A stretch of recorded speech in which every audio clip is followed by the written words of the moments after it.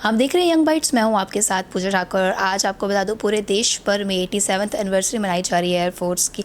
और आपको बता दूं कि इसकी बातचीत के लिए हमारे साथ जुड़ने जा रहे हैं air force commanding officer Ajay Singh Pathania ji. उन्हीं से जानते हैं कि आज का दिन उन्होंने किस तरह से सेलिब्रेट किया और कई सालों से वो सेलिब्रेट करके आ रहे हैं, तो किस तरह अच्छा उन्हें लगा। सर, आपका स्वागत है यंग बाइट्स में। थैंक यू सर, जिस तरह से एयरफोर्स की अगर बात की जाए हमारे देश की सुरक्षा के लिए हमेशा वो तत्पर रहती है, क्या कहना चाहेंगे जिस तरह से आज 87th एनिवर्सरी मनाई गई है, तो क्या कहना चाहेंगे इस संदर्भ में? 87th year of the Indian air force because it was formed in 1932, सो 1932 से लेकर अभी तक, इसलिए ये 87th एनिवर्सरी मनाई जा रही है। Over the years infrastructure wise, number of people wise, role wise बहुत ज़्यादा एक्सपेंशन हुई है और मेन इज़ उसके अपने कार्य के लिए हमेशा एयर वॉरियर जो है वो तत्पर है और हमेशा तैयार है अपने रोल को अच्छी तरह से निभाने के लिए जी। और एक बात, यहाँ पे हम जम्मू में हैं तो एक चीज़ और बताना चाहता हूँ कि जम्मू एयरफील्ड भी जो फर्स्ट टाइम जब यहाँ पे स्टेट में, जम्मू एंड कश्मीर की स्टेट में एयरक्राफ्ट जब आए, वो भी 1932-33 में ही आए थे।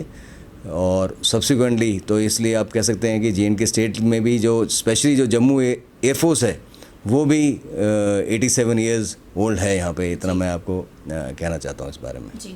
आज के युवाओं की अगर बात की जाए तो उनमें देखा जाता है देश की सुरक्षा के लिए काफ़ी जुनून उनमें देखने को मिलता है। और जो भी युवा है एयरफोर्स ज्वाइन करना चाहते हैं, क्या प्रोसेस बताना चाहेंगे? एयरफोर्स को ज्वाइन करने के लिए अलग अलग प्रोसेस हैं। या तो जैसे as an officer different branches हैं, चाहे फ्लाइंग ब्रांच है या एडमिनिस्ट्रेशन ब्रांच है, इंजीनियरिंग ब्रांच है, लॉजिस्टिक्स है, अकाउंट्स है, एजुकेशन है। तो अलग अलग ब्रांचेस के लिए अलग अलग तरीके हैं। जो बेसिक जो फ्लाइंग ब्रांच के लिए है, एक तो स्टैंडर्ड UPSC वाला प्रोसीजर है, वो CDS के through, correction first is NDA के थ्रू आप आ सकते हैं, that is after class 12th and with physics and maths is a must over there.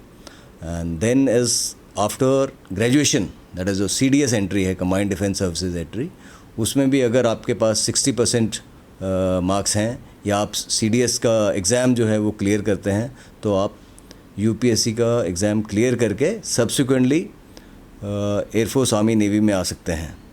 उसके अलावा एक FCAT एग्ज़ाम है, जिसमें अगर आप फ्लाइंग ब्रांच में आना चाहते हैं तो आपके पास फिज़िक्स और मैथ्स के अंदर 12th में डेफिनेटली अबव 60% मार्क्स होना चाहिए एंड ओवरऑल ग्रेजुएशन में भी 60% मार्क्स होना चाहिए। तो उससे भी आप फ्लाइंग में आ सकते हैं या FCAT का एग्ज़ाम देके जो बाकी मैंने ब्रांचेस बताई उन ब्रांचेस में आ सकते हैं।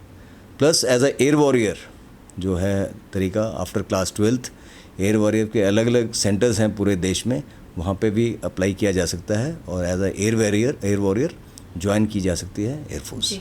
सर, जिस तरह से जो भी बच्चा जो एग्ज़ाम क्रैक कर लेता है उसके बाद क्या प्रोसेस रहता है उसकी ट्रेनिंग का?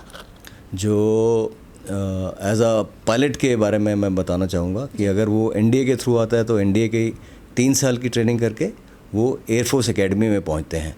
और जो CDS के थ्रू या FCAT के थ्रू फ्लाइंग ब्रांच में आते हैं, वो प्री फ्लाइंग ट्रेनिंग कोर्स होता है जो आजकल वो भी एयरफोर्स एकेडमी में ही होता है। वो वहाँ पे 6 महीने की पहले वो प्री फ्लाइंग ट्रेनिंग कोर्स करते हैं और उसके बाद जैसे मैंने बताया NDA वाले कैडेट भी पहुँच जाते हैं उधर, और ये जिन्हें हम डायरेक्ट एंट्री बोलते हैं, वो कैडेट इकट्ठे हो जाते हैं एयरफोर्स एकेडमी में और 1 साल की रिगरस फ्लाइंग ट्रेनिंग होती है।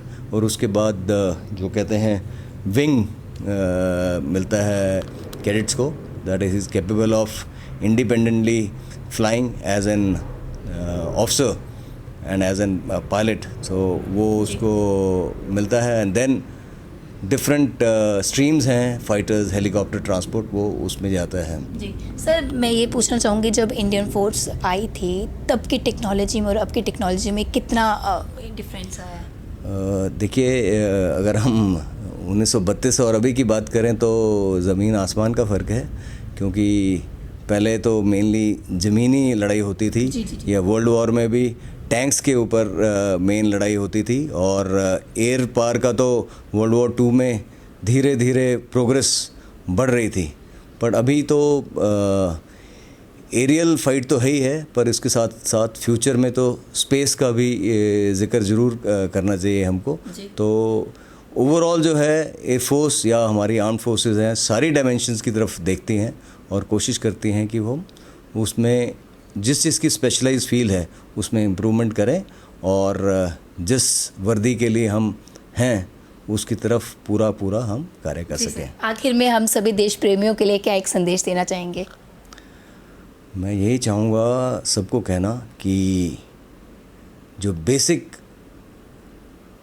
जो फ्लैग है, जो झंडा है हमारा, जो देश है, और हर फौजी वो एक्चुअली प्रण लेता है, प्रतिज्ञा करता है उस संविधान के प्रति और उस झंडे के प्रति कि उसके लिए वो अपने को आपको मर मिटने के लिए तैयार है, उस संविधान के लिए और झंडे के लिए। जी, बहुत बहुत धन्यवाद सर हमारे साथ जुड़ने के लिए और कीमती जानकारी देने के लिए कि किस तरह से हमें क्रैक करना चाहिए एग्ज़ाम, और साथ ही साथ ये प्यारा सा मैसेज देने के लिए। Thank you very much.